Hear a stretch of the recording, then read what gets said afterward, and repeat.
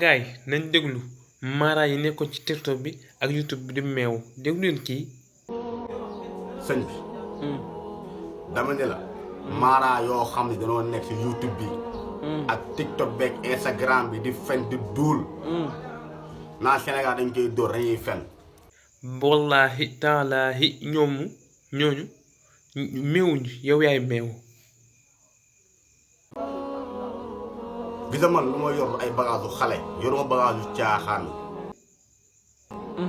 billaahi wallaahi wataalaahi ku mën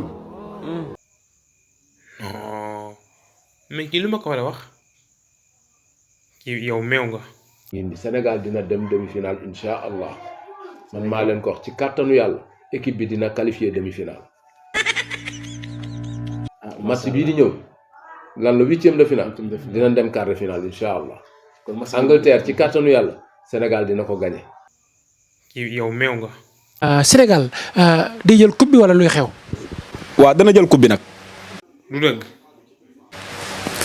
waaye nag dafa am loo xam ne danaa ko wax. Sénégal loo fi wax na leer. VAR day am Sénégal day jël coupe bi ci coupe du monde Qatar bi wala luy xew. dégg boo ma xoolee rek nga xam ne yàlla maye na. lu dëgg. dana jël coupe bi. waaye nag na ma gaa yi déglu bu baax ma wax li ma bëgg a wax. waaw nañ la déglu. su fekkee mën nañ ko. billahi alladi laa ilaha illa huwa buñ ko defee coupe bi kenn. meew nga. yàlla ne ñun dinañ dóor Angleterre 1-0. da ngay fen. di wax ne Serigne Cissé mu ngi dalal xelu Sénégal yëpp di wax ne seen xel dal alhamdulilah xam naa nag am na mara yoo xam ne sax xaw nañoo gis def sorti di wax waaye ku ci joxeegum ki nga xam ne mooy score bi moom amul wala man di déggagum ko te ci kàttanu yàlla ak mbaaxam Serigne Cissé jox na leen score 2-0 lañ koy dóor incha allahu rabbi ci biir max bi wasalaamaaleykum wa rahmatullahi wa barakaatu. lu dëgg. dina ko dóor te man dinaa maye Sénégal 1 bii dinaa ko may. alhamdulilah rabbil alamin. 1 bii. yow mii moom ndax fen ci nga bokk. yoo xamante ne man samay bii la te Sénégal dina dugal benn bii boo xamante ne nii kenn du xam bii wala la. kum fe. lu dëgg. fekkoon nga toog di ko. bii bu doy waar lay nekk.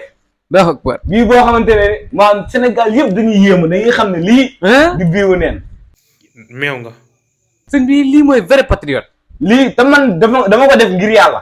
bii boobu moom dama ko def ngir yàlla mais lii pour ñoom Henri Kane bañ a gis ay ñoom Fodé yi te Sénégal day dóor.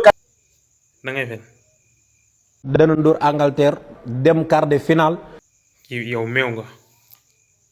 te buñ fa demee incha allah bu soobee yàlla France la ne am lu leer naa ñu laa leen di wax te buñ deful lii ñuy def incha allah bu soobee yàlla danaa leen génn na leen France dañuy dóor. te amul sëriñ buy taxaw di yor bopp sa tànk sa bopp jëm kaw sa tànk féete suuf nga di ko dindi amul nan bàyyi caaxaan yi. meew. li ci des nag ñu mànkoo booloo doon benn. ne jaay ngi nii ku doon jaay ay jinne tey gis nga borom jinne damaa bëgg na ñëpp toog te loo bëgg a xam leneen nit laaj ma. match bi ñaar score bi wax ñu ci dara. score bi 1-0 lay doon. du dëgg. Sénégal dina dóor Angleterre. du dëgg. suba ci kattanu yàlla ak mbaaxam 1-0. da ngay meew. bu loolu amul ma xàcc. meew nga. wax loo wax ci coupe du monde bi yow. waaw coupe du monde. waaw ñi nag ñi ñuy dajanteel final. waaw mayu gris la ñuy sol. waaw. ñooñu mayu gris équipe boobu mayu gris tubaab yooyu. Sénégal dañu indi fii coupe. li ma jàngat liñ ma won ñaari drapeau lañ ma won ñu yëkkati ko. yow man nga de. waaw. est-ce que. meew nga. suba. am na.